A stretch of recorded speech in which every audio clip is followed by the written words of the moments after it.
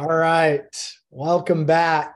Newest episode of Retention Chronicles. Super, super excited to have Kasey Luck here with us today, founder and CEO of Luck and Co., of course. And yeah, it's been a while coming, Kasey. So we're really excited to have you.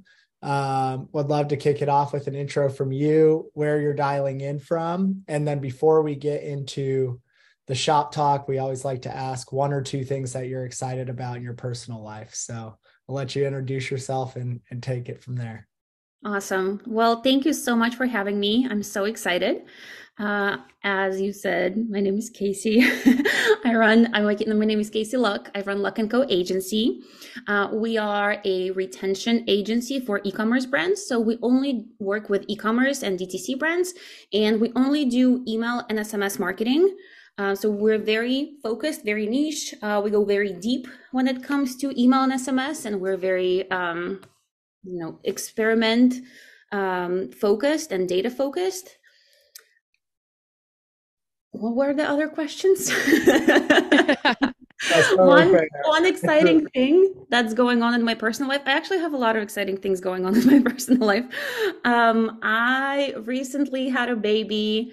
He's 8 months old now. It's my first baby. It's not so Wow. recent anymore, but it still definitely feels like a big, big change in my life. It's awesome. We're also getting kicked out of the house where we live. Oh, that's another question. In San Francisco, well, San Francisco Bay Area.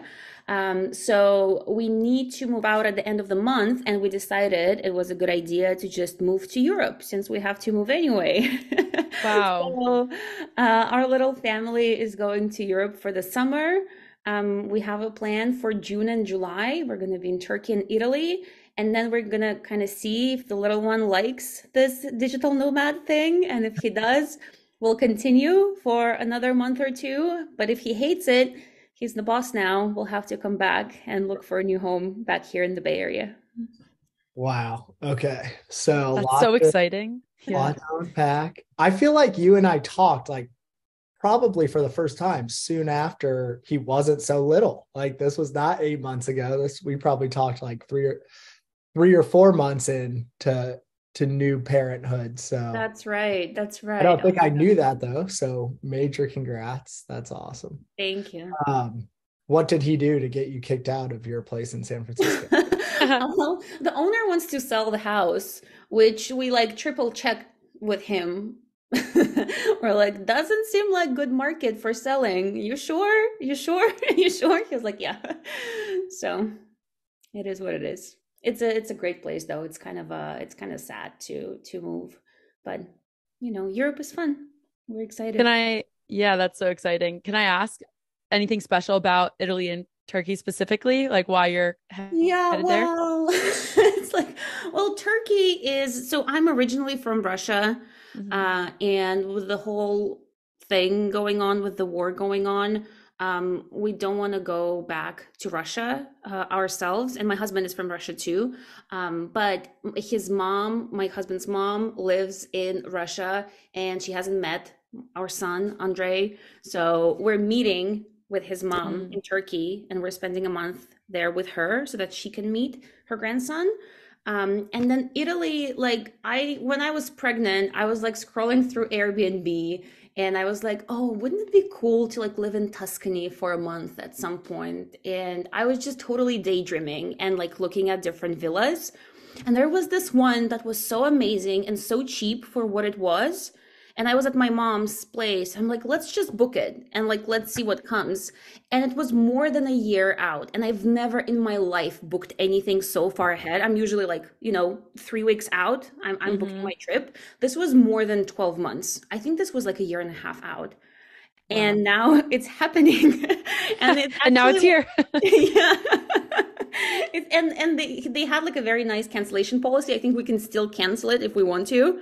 It's like, up to a month out we can cancel, but looks like we're not canceling it because we need a place to live.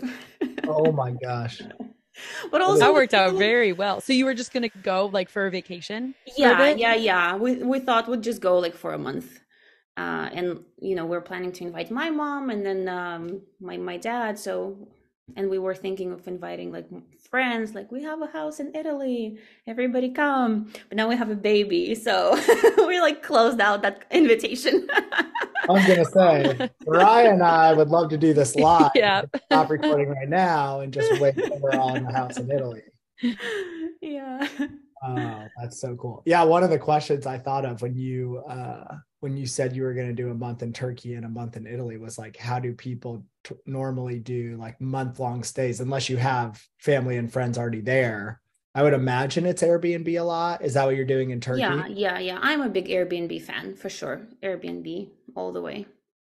Very cool. That sounds like the trip of Yeah. a time. Super excited to do with your new little one. So very fun. We'll have to get all the stories when you're back. Yeah. I'll post some on LinkedIn. Follow me on LinkedIn. Yeah. Cool. Okay, so let's get into the founding of Luck and Co. Maybe what you were doing that led up to the founding of the agency. And then you already told us a little bit about it, but would love for you to dive a little bit deeper on what services you offer and the types of merchants you serve. Yes. So long story is that I've always been in marketing and I've always been doing marketing, and email marketing specifically has always been my thing. I kind of fell into it in my first role after college. So I found it, or it found me. But I've always loved email marketing. But over the years, I've worked at a couple different companies, and then I was doing what I called independent consulting. And if somebody called me a freelancer or said that I was doing freelancing, I would be like, no, it's independent consulting. But really, I was a freelancer. And I would take on like any type of marketing project. And a lot of it tended to be email marketing, but for all types of companies. I worked with SaaS, I worked with events, a lot of events. I did a lot of what is it called? Conversion optimization work, all sorts of things. And throughout all that work, I've always looked for a way to focus and niche down so that I could scale better, because I felt like all of the clients who hired me for a very specific thing that only I could do. And it didn't make sense for me to hire even like an executive assistant or something, because all of the projects were so unique and so different from each other that like for me to train people on all those things wouldn't make any sense, because then the project would end. So I was looking for something that was repeatable, that I would be good at and that would be exciting. And then just by accident, I got my first e-commerce client. And they asked me to do email marketing for them. And I've never worked with e-commerce. And honestly, I was kind of mostly focused on B2B, and B2C kind of scared me because I thought that I didn't know B2C. But they wanted to work with me, which was great. That was I had like a much lower bar back then for who I'd work with, and it would be anybody who wanted to work with me. And I did an email project with them, and it went so well, and it got such immediate results for them, that I was blown away. And I was like, maybe this is it. Maybe this is my niche. I would just work with e-commerce brands and I would only do email marketing for them, and that's it. And so I decided to try that. And that was the beginning of 2020. It was January 2020. And I like kept the few clients, like the few non-e-commerce clients that I had, to kind of keep paying my bills. But everybody knew that was coming in. I was saying no to all new projects unless it was e-commerce, and then I was actively looking for e-commerce clients myself. And once I got my first two clients and did the projects for them, it went really well again. And then I just started hiring people and growing, and that's how Luck & Co was born. And now we're 15 people. Wow. And it's so crazy. That is crazy. Okay, so I've got a lot of questions. I'm sure Mariah has one or two as well. That first like e-commerce client, I'm always curious, like, how did they find you? Why did they think like, we're going to give Kasey a shot? She's done great work in B2B. Yeah. Is it more of like a friend of a friend saying they should check you out? What was the story there? So my little hack, that I haven't talked about a lot was that I was on Fiverr. If people are not familiar, Fiverr is this platform that helps freelancers productize their services so that you don't have to like approach each client and like develop a new proposal for them and like unique projects. You just have like productized services. Like I'll do a sequence of 5 emails and this is a price tag. And then, or like I'll develop your website or like 2 pages on your website and that's a price tag. So that's Fiverr.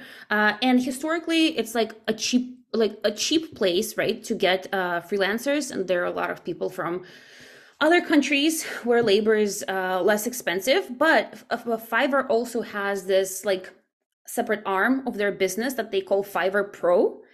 And there you can charge much, much higher prices. So normally Fiverr, like the name Fiverr is because it's like you can get a lot of things for $5. But Fiverr Pro, you could charge like hundreds and hundreds of dollars for services. So I had a pretty active Fiverr Pro account.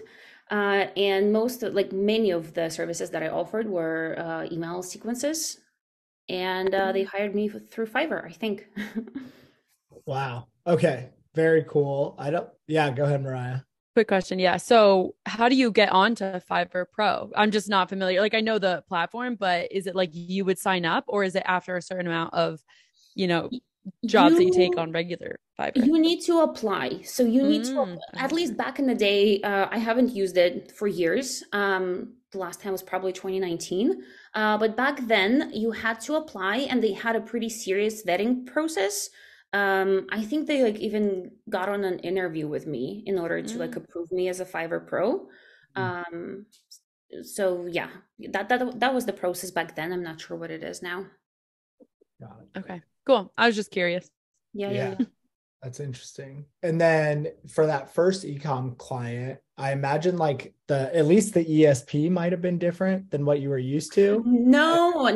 And I think that was part of the magic, honestly. They were already using Klaviyo. Got it. And I've never used Klaviyo before. And so I just used, the platform they were on because my personal philosophy is that I don't want to move people. Like I try not to move people from their platforms if it's working for them. If they have a problem, then yes, I'll help you find a better solution. But if the thing you have is working for you and for your needs, I don't want to move you to another platform that I know so that it's easier for me. So I got onto Klaviyo and I fell in love with Klaviyo, like with that first project because it made a lot of sense to me. And I loved how visual their analytics was and a lot of other things. So I guess that was a lucky coincidence too. And then you called the company Luck & Co. And that's why it's not. Honestly, I am terrible at naming companies. It's like it's a weakness that I have. And I remember that I was like trying to come up with this name, and Luck & Co. obviously because my last name is Luck. But also because it's kind of like lucky, like the play on words. But what I did is, hashtag for our work week, all of the Tim Ferriss advice. I went to Facebook groups and I would create polls, like, Facebook groups around like business owners or like agencies, whatever. And I would be like, which name sounds better to you guys? And there was Luck & Co. And then there were like 2 or 3 other options that I was considering. Something like flame or like really corny. I'm like really bad. And some of the feedback that some people loved Luck & Co. and I think it did win polling, but some people had comments like, if I'm hiring an agency, I don't want to be relying on luck, or like something along those lines. Okay. And there were a few like that. And I was like, that's a valid point, but I don't have a better option. So, and it's also your last name too, right? Like you have a reason. Better name, I will have to go with it. So that's why Luck & Co. But I like it now. It grew on me. Having a hard time naming companies is like a great problem to have. Like, if you got a company to name, one of your problems, right? That's true. That's awesome. Okay, one more question, then want to dive a little bit deeper into the business. I'm curious, especially for that first one, like what were some of the differences you think there were that you saw and probably still are today between the B2B marketing that you were doing and B2C? And what do you attribute like all of that crazy success that you saw on the B2C side to early, so quickly? Yeah, I think one of the key differences is a much shorter purchasing cycle Mhm. for in DTC and e-commerce in general for most products. With B2B and SaaS, like your consideration could be 30 days, 60 days, 90 days Oh, we sometimes. know. We know. Oh, yeah, right. You guys know better than anybody. And, because I never worked with B2C before, like that was my world and that's all I knew. But with e-commerce and the company that hired me back then for that first project, they sold kind of like cheaper jewelry, very low price point. I'm honestly surprised. Like I'm continuously surprised by how many different e-commerce brands are out there and all of the different things that you can sell online that people buy and like that, have market or has things that have market. But anyways, it was an interesting product, like jewelry in the shape of a particular animal. But so a much shorter purchasing cycle, and so the reason I love email, I was actually reflecting on this recently again. Email is just like the best marketing channel. It's the best of all worlds. I like truly and genuinely still love email with all my heart. And the reason is that like it's the perfect combination of you having the space to like sell and to get into the meat of things and like talk to a customer and actually like talk about their hesitations and address their hesitations and talk about benefits. You don't have all that space in a social media post or in an ad. And you truly only have that space on the website or in email.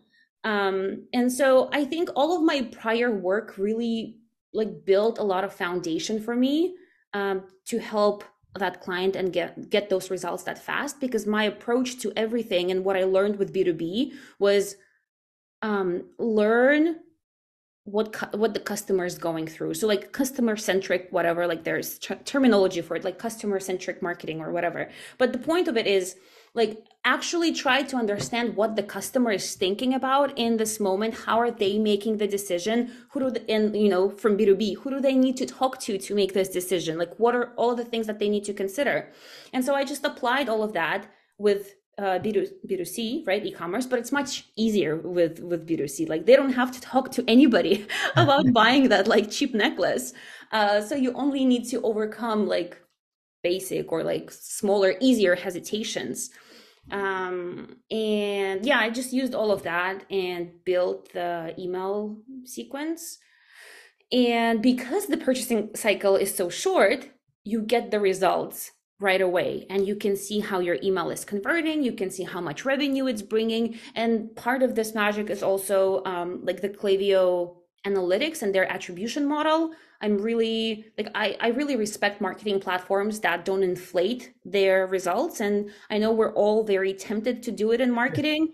But the fact that Klaviyo has that 5-day attribution window and not 30 like a lot of other marketing platforms. I actually just reached out to like I was looking online for MailChimp's attribution window, because for one of our clients I have to compare the results that they had in MailChimp because we helped them move from MailChimp to Klaviyo and what they have in Klaviyo. And turns out that MailChimp has unlimited attribution window.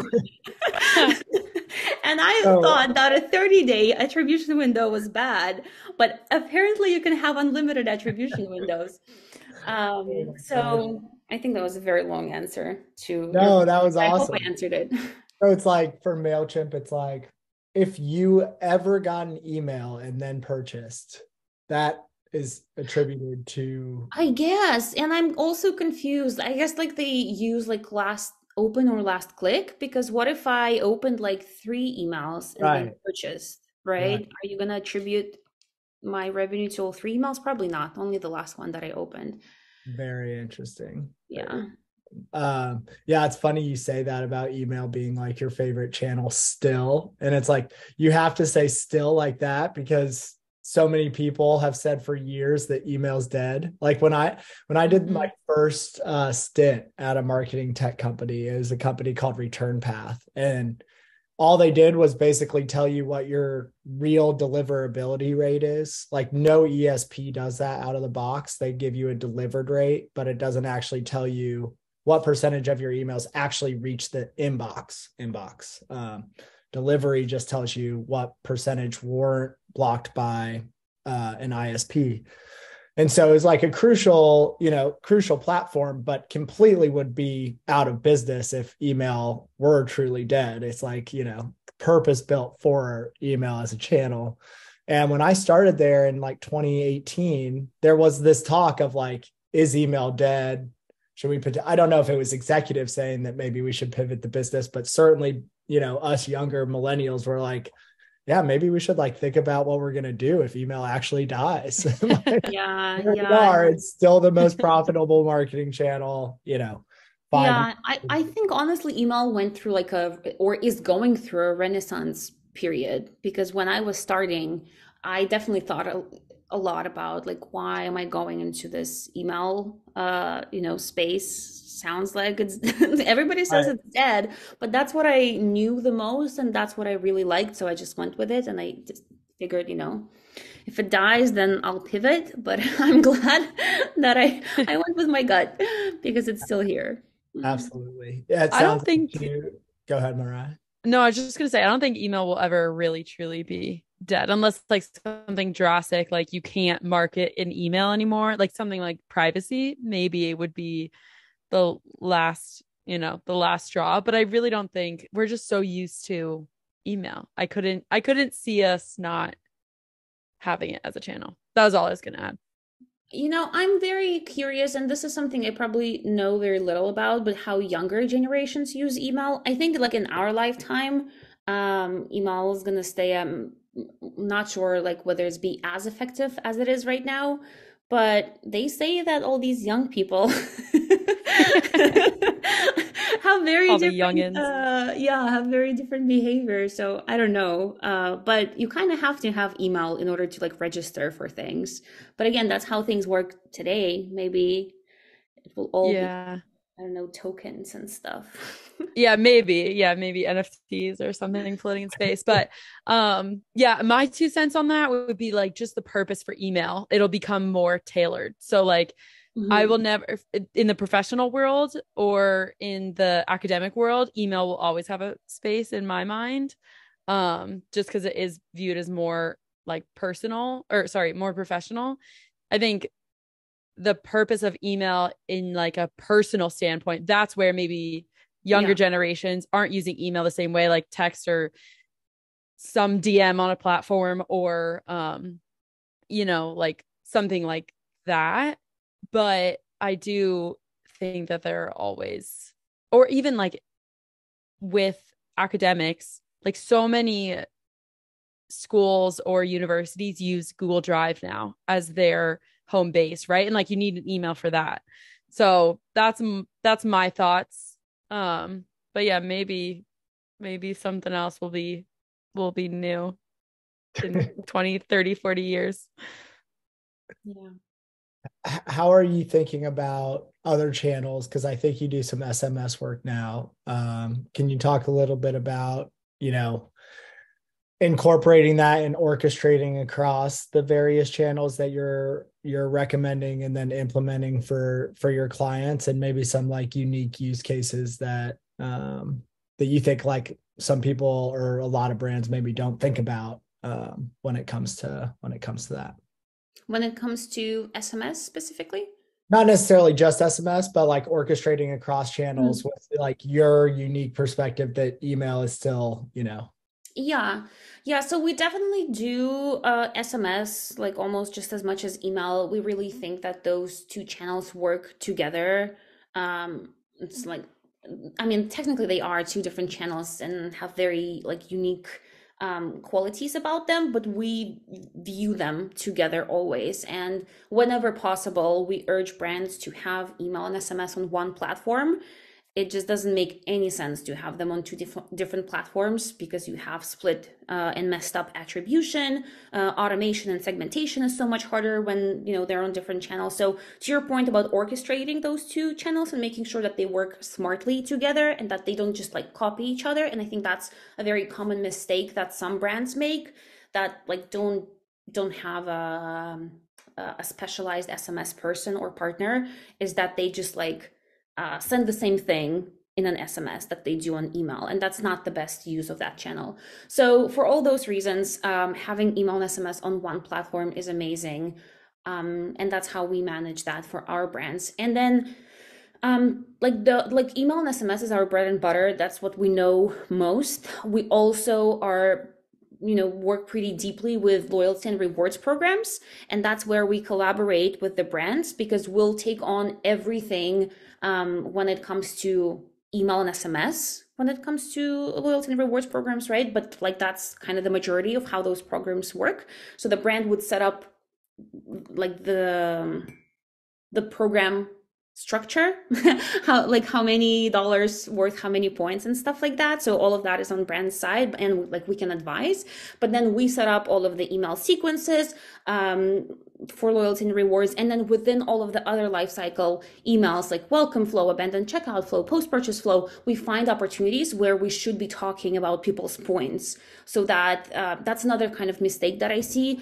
Brands that do have loyalty and rewards programs, if they have flows activated specific to loyalty and rewards, that's like kind of already a big win for them. But as soon as you go into other regular flows like welcome, abandoned checkout, post-purchase, reorder, there's like no mention of people's points. There's no splits based on people's points.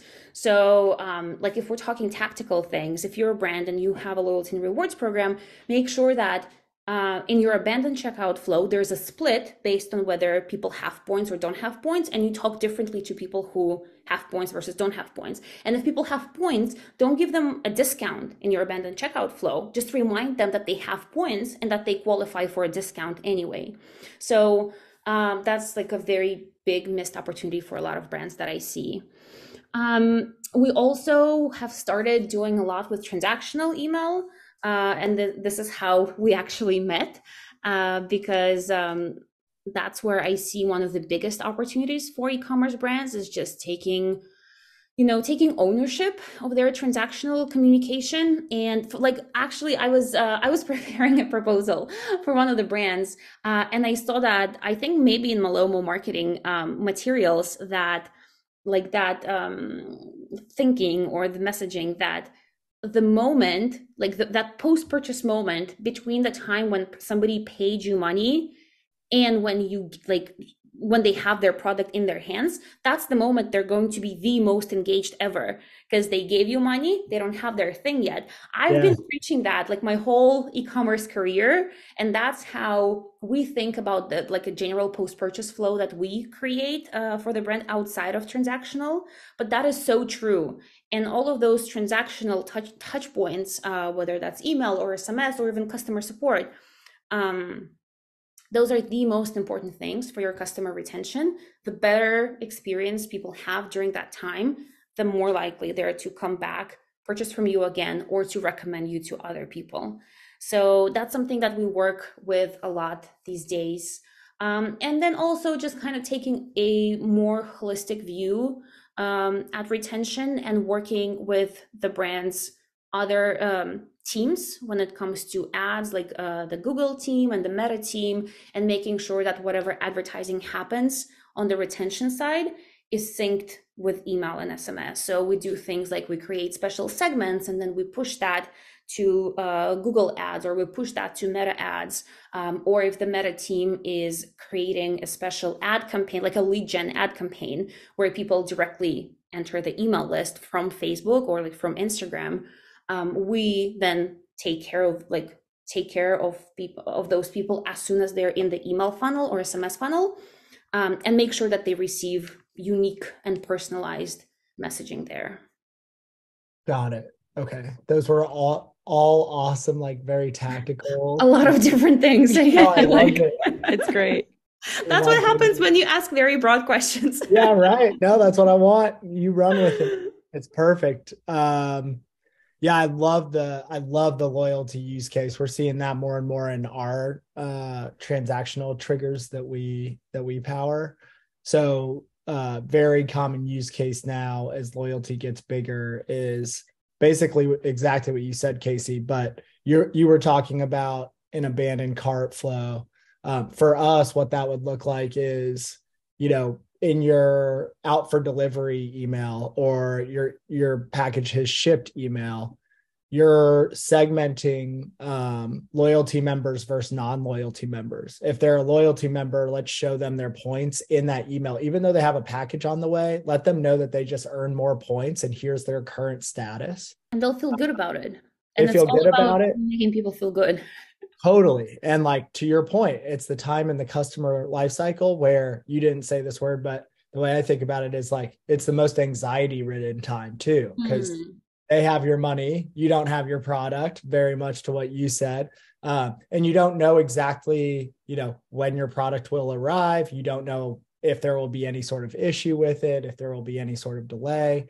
And so having those nice things along the way kind of soothe that experience. And then just kind of closing the loop. If you're not a loyalty member, why not use that opportunity when the customer's super engaged to promote the loyalty program? Grab loyalty program signups or subscription program signups, kind of a very similar use case when that customer's super excited about your brand.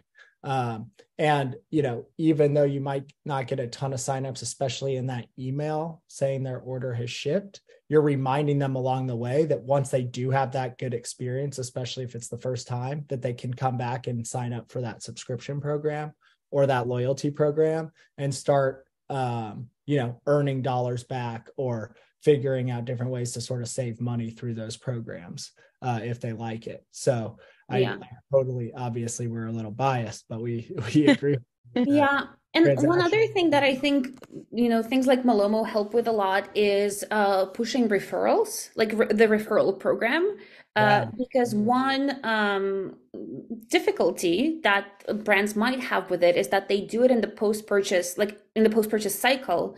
But unless you own your transactional emails and when the person actually received the product, then you can like safely talk about referral. Because if you're talking about referring other people to somebody who are still missing their product or had some problems during their shipping story, then you're just annoying that person. So I think that's another very good synergy between loyalty and rewards and transactional and Malomo. Yeah. And I would say there's another use case there too, where if that a customer is either already subscribed to the subscription program or already in the loyalty program, they have a package on the way, right? But they've had the product before. We know this because they're a multi-time buyer. They're in these programs, so they're high LTV customers, very loyal to the brand. You can actually promote the refer a friend program anytime post-purchase to them, because they're probably actually most excited about your brand when that item that they know they like is on the way to you. The anxiety's kind of gone and all they're thinking about is, man, I can't wait for this product that I know I love. And if they get those reminders to refer a friend, give $20, get $20 sort of thing, you're now engaging with them at a time that's really, really exciting for them. And when, we believe they're very likely to actually take you up on that offer. Yep. That's a great use case. Okay, we talked about transactional a lot. I'm curious, do you have any other, recent projects that you've worked on, whether it's related to transactional or not, that you've been particularly excited about? Well, I have lots. That's good. That's good. Business is good. To be honest, I'm like in a very interesting period in my agency right now where I was kind of transitioning out of being in the day-to-day projects because I had to take maternity leave. But then I got back, and we've been growing the team quite a bit. But it's also not enough in order to take care of all of the interest and demand that we have. So I have been a little bit in the day-to-day projects, and we've been, like, the team in general is doing a lot of exciting things. But some of the stuff that I like personally worked with, they're you know, it's kind of, I don't know if it's a basic thing or not basic thing, but it's one of the most common conversations around email is people don't read, right? Like, why send long emails? People don't read anyway. And as an agency, we often get feedback from clients, or like, let's make this shorter. Like, why is this email so long? People don't read. And so we've done a series of A/B tests, and I love that it was like really a series of tests and not just one test that showed that for this particular brand, and like, don't take these results and just apply them to your brand as is. I still recommend that everybody test because everyone's audience is different. But for this one brand, we tested shorter emails versus longer emails, and even like those shorter emails, like, they still contain like good information. And it was the brand's, actually, like, the brand was advocating for longer emails, which is unusual for us. Yeah. And I was on the devil's advocate side this time, but I was like, okay, yes, that's a valid test. Let's test it. And much longer emails won over shorter emails. And that brand, like, if, like, speaking generally, they sell sort of like supplement stuff things. Okay. Let's just call them supplements. And so their audience just really needs education, and they want to learn how the supplements work and what do they do to your body, and like, what are the alternatives and why do alternatives don't work, and all of that stuff. So I think maybe this, like, the learning from this story is that it's worth testing even like the most basic assumptions that you have about your audience.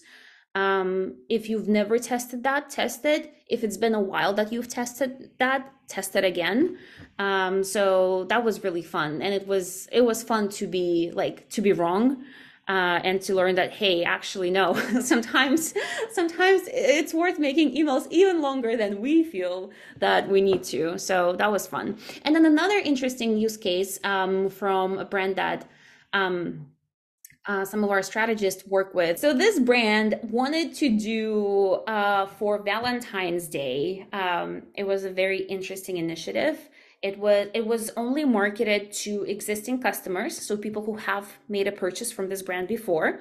And the idea was give your Valentine a free pair of undies on us, and in exchange, you'll receive a discount towards your next purchase. Okay. And that campaign did fantastically well. Like, worked really, really, really great. And I think there were a lot of different elements of it that made it work so well.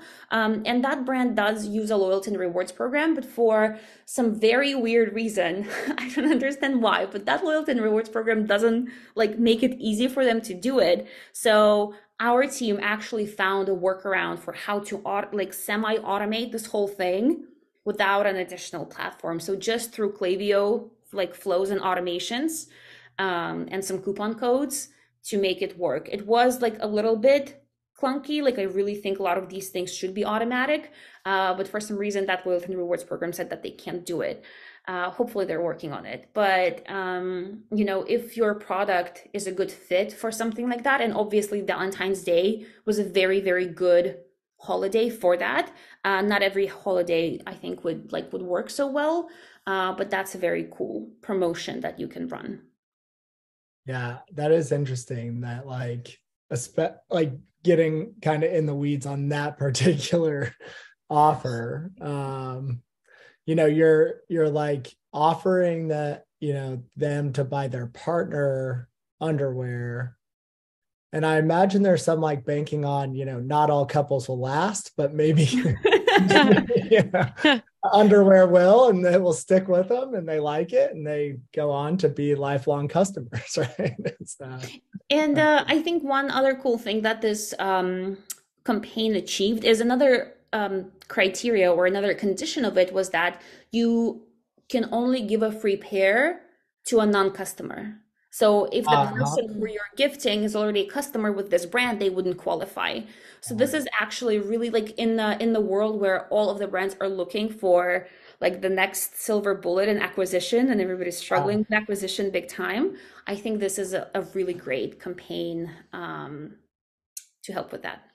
I love that. Love that use case. And I agree. I mean, I think anything to like lower CAC and using, what we talk about a lot, which is basically the use case we mentioned earlier of refer a friend in the post-purchase experience, driving those is like, how can we help you engage your most excited customers to turn those into new customers, right? And, Yeah, and get your customers to do your marketing for you. right. Yeah, absolutely. I feel like we kind of covered all of the topics in these use cases, which is super cool. Mariah, anything from your end before we move on to wrapping things up? I was just gonna say one of the things which this brings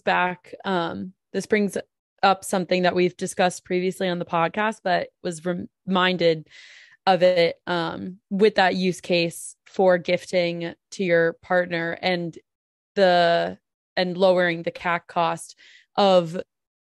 So Kasey, one of the other guests we had on the podcast was talking about how they have gift note, which basically it really tailors the experience to if you're giving a gift to someone, then making sure that like the email address that a brand is sending the communications to is tied to like the person that's getting the gift. Noah, do you remember this conversation? Yeah, absolutely. Yeah.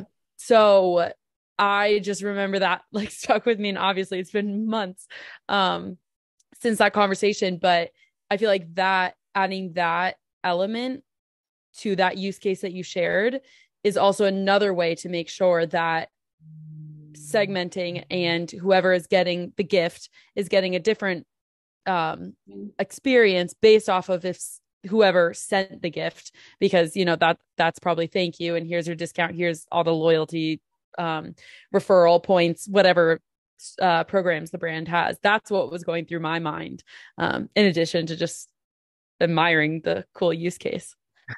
Yeah, that's a great addition. Yeah. Yeah, that is a cool one. It's like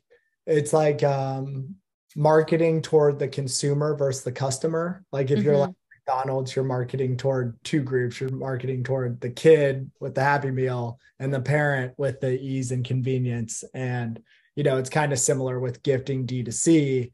You want to have different messaging for those different, the buyer and the ultimate user of whatever that product is. But you also want to make sure first and foremost that you capture, right, the contact information of the person receiving the gift so that you can retarget them in the future. So yeah, Mariah, I love that use case. All right, Kasey, this has been awesome. Wrap us up. You've had a very cool career so far. 15 people in the agency, just started 3 years ago. That's amazing. What's one tip or trick that sort of helped you get to where you are today? Or more than one, if you have more than one, that's cool. Well, obviously there were a lot of tricks. Yeah, right. It's all tricks. A lot of learnings and lessons. But I think one general philosophy that I have, that I heard this saying early on in my career, and it really stuck with me, is ask for forgiveness, not permission. I really like that approach. And, I actually like Googled this phrase just to make sure that I get it right. And like the little snippet that Google shows says like, it's not about being reckless, but it's about not waiting for other people's permission or approval to make things happen and to take action. And I think generally being very action oriented. And another saying that I heard that also like is very close to me is something like never leave the site of making a decision without taking action. So if you brainstormed or you made a decision, make the first step right then and there, because inspiration has an expiration date. Inspiration expires, and what is that word? Like motion and Object in motion. Object in motion stays in motion, but what is the like physical term? Inertia, I Okay. think, Yeah. Yeah. also Yeah. matters, right? So if you just set it in motion, if you take that first step and take action, the success is so much more likely to come, because the success is just a matter of like taking action consistently. So that's a very important one to me, and I think that general approach helps me a lot in life. Love those. I particularly like don't ask permission, just ask forgiveness. It's wild because I think the first time I heard that phrase was in a Drake rap song. I love it. Without giving too much away, because I probably shouldn't say this, but I'll just say we are right at the top of this hour speaking with one of Drake's brands agencies about one of Drake's brands. So kind of It's very top of mind for you. Yeah. It all connects. Yeah. And then the other one, totally agree. Like you can't, it's half the battle, I think sometimes is just starting. It's just, yeah, 100%. So I love those. This has been awesome, Kasey. Thank you so much for joining us. Lots of great tactical advice, tips, and tricks for our e-commerce merchant listeners, our agency listeners, and just anybody who's generally, motivated to do cool stuff. So very much appreciate you coming on and sharing your insights. Awesome. Thank you so much, guys, for having me. This was a blast. All right. Talk soon. Thanks. Bye.